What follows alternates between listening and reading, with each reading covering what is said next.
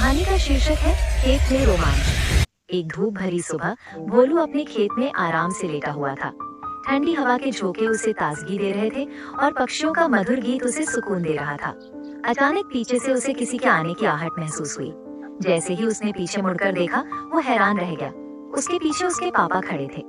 ये देखकर वो घबरा गया और जल्दी से उठकर खड़ा हो गया। पापा को देखकर भोलू कुछ समझ नहीं पाया। उसे लगा कि कहीं वो कोई बुरा सपना तो नहीं देख रहा। उसने अपनी आंखें मली और फिर से देखा। पापा वास्तव में वहीं खड़े थे। भोलू पूरी तरह से घबरा गया। उसके दिमाग में कई सवाल भंवर बनकर उमड़ने लगे।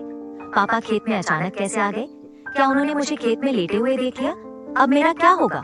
भोलू सोच ही रहा था कि पापा ने उससे पूछा, तुम यहाँ क्या कर रहे हो? भोलू अवाक रह गया।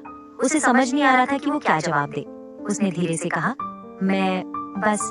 पापा ने उसकी बात पूरी नहीं होने दी। वो बोले, मैं सब जानता हूँ। तुम यहाँ क्या कर रहे थे मुझे सब पता है। भोलू कांपने लगा। उसे लगा कि अब पापा उसे बहुत डांटेंगे।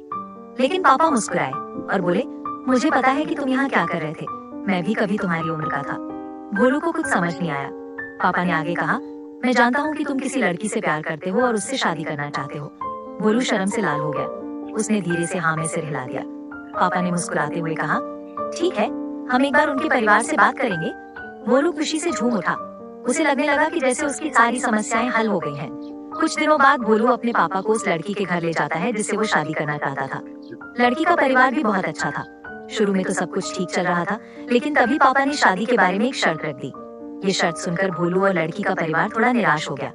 उन लोगों ने पापा से इस बारे में फिर से सोचने के लिए कहा, लेकिन पापा अपनी बात पर अड़े रहे। आखिरकार दोनों परिवारों को ये निर्णय लेना पड़ा कि ये रिश्ता संभव नहीं है। ये सुनकर भोलू और लड़की बहुत उदास हो गए।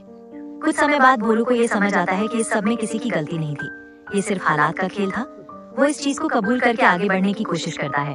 धीरे धीरे वो अपने काम में मन लगाता है और खुद को बेहतर बनाने की दिशा में काम करता है। समय के साथ वो उस लड़की को भूल जाता है और अपनी जिंदगी में खुश रहने लगता है। कैसी लगी आपको ये कहानी?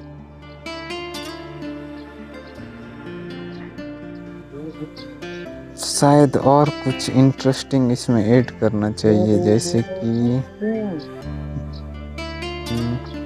जैसे कि शादी ना हो पाने का रीजन धर्म को बनाकर, जैसे लड़की के घर वाले क्रिश्चियन और भोलू के घर वाले हिंदू रहते हैं, तो धर्म के कारण से उनका रिश्ता टूट जाता है।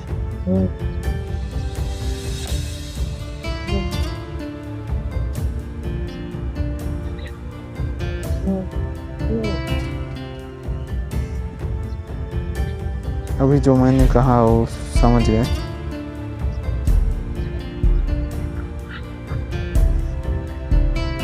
हाँ, मैं समझ गई। आपने कहानी का अंत इस तरह करने के लिए कहा है कि भोलू समझ जाता है कि सब कुछ हालात की वजह से हुआ था, फिर वो उस लड़की को भूलकर अपने काम में लग जाता है और सब कुछ ठीक हो जाता है ना? क्या मैं सही हूँ?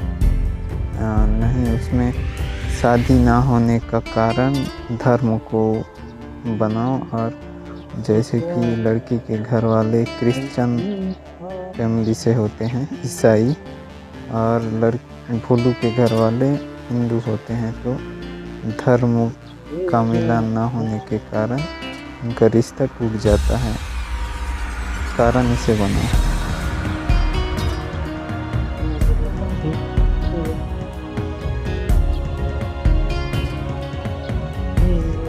क्या हुआ?